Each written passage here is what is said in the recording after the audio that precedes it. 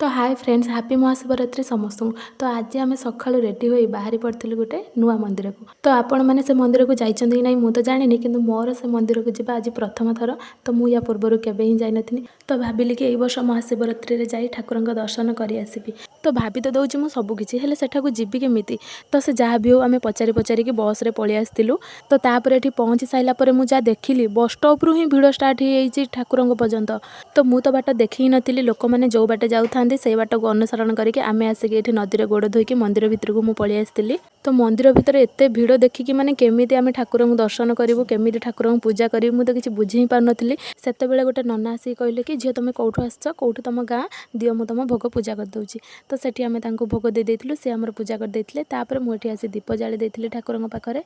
तो ठाकुर पाखरे एतिकी ही गुहारी करथिलि कि हे प्रभु आपण आशीर्वाद सब बेले मो मुंड उपरे थाउ। जीवन में जिते भी बाधा विघ्न आसू मु सबको हसी हसी पार कर दिए।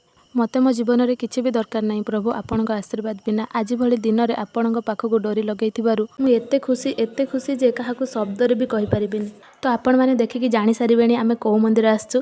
तो आम आसचु बाबा धबलेश्वर मंदिर को। तो आम ये लाइन रे छिड़ा हो जाइलु बाबा दर्शन करने। तो देखिपे बाबा दर्शन भक्त मानकर केते भिड़। तापर भी आम भलरे भलरे बाबा दर्शन करथिलु। तो नना ये समस्त मथार चंदन लगे दौले। तो आम भी जाकि चंदन लगेदेलु। जा हो बाबा धबलेश्वर कृपार आम भलरे भलरे दर्शन करदेलु। आज जागर भली दिन में केवे मु भाभी ही नथिले तांका पाखକୁ आसी बोली सब सही तांकरी कृपा भलरे भलरे दर्शन करी आम एबे फेरी जाउछु। तो आज संध्यारे आम पलि आसलु बाबा चंदनेश्वर मंदिर को दीप जावाई। तो आम आसा पूर्व बहुत सारा भक्त आसी ये बस दीप जाली सारे। तो आम ये बसिकी दीप जाली दौलु।